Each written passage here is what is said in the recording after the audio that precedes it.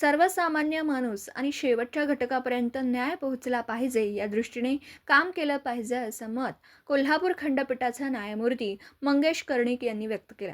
सांगलीतील जिल्हा सत्र न्यायालयामध्ये स्वर्गीय पतंगराव कदम आणि निवृत्त सर्वोच्च न्यायालयाचे निवृत्त सरन्यायाधीश भूषण गवई यांचे तैलचित्र लावण्यात आले.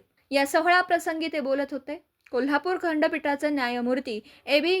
कडेठाणकर, न्यायमूर्ती एस.बी. चपळगावकर, न्यायमूर्ती शिवकुमार दिघे, न्यायमूर्ती मकरंद कर्णिक यांच्या प्रमुख उपस्थितीमध्ये तैलचित्रांचे अनावरण पार पडलं. याप्रसंगी आमदार विश्वजित कदम यांच्यासह कदम कुटुंबीय देखील उपस्थित होतं. कोल्हापूर खंडपीठाची निर्मिती केल्याबद्दल भूषण गवई आणि सांगली जिल्हा न्यायालयाची इमारत उभी केल्याबद्दल पतंगराव कदम यांचा तैलचित्र सांगली जिल्हा न्यायालयामध्ये लावण्यात आले. पण त्यांची जी फिलॉसॉफी होती, हा जो न्याय असतो तो शेवटच्या घटकापर्यंत पोहोचला पाहिजे, सामान्य माणसाला न्याय मिळाला.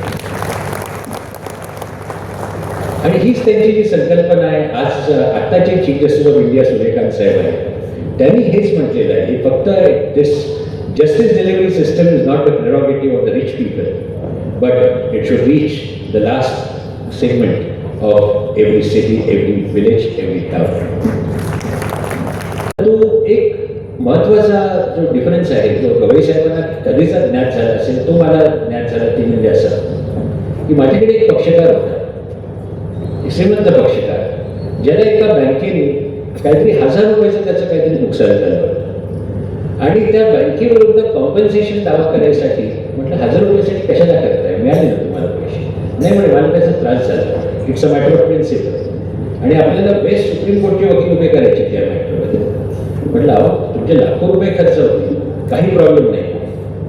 तर तिकडे असं जाणीव झाली की काही लोक असे आहेत की जे 1000 रुपयासाठी लाखो रुपये घालवू शकतात, पण गावामध्ये बरेच लोक असे आहेत की 1 लाखाच्या क्लेमसाठी आपला क्लेम ते सोडून देतात, कारण त्यांना 10,000 वकिलांना द्यायला फी नाही. तर या कारणासाठी हे जे बेंचेस आहे, हे डिसेंट्रलायझेशन आहे, सामान्य माणसांपर्यंत न्याय पोचला पाहिजे, ही जी संकल्पना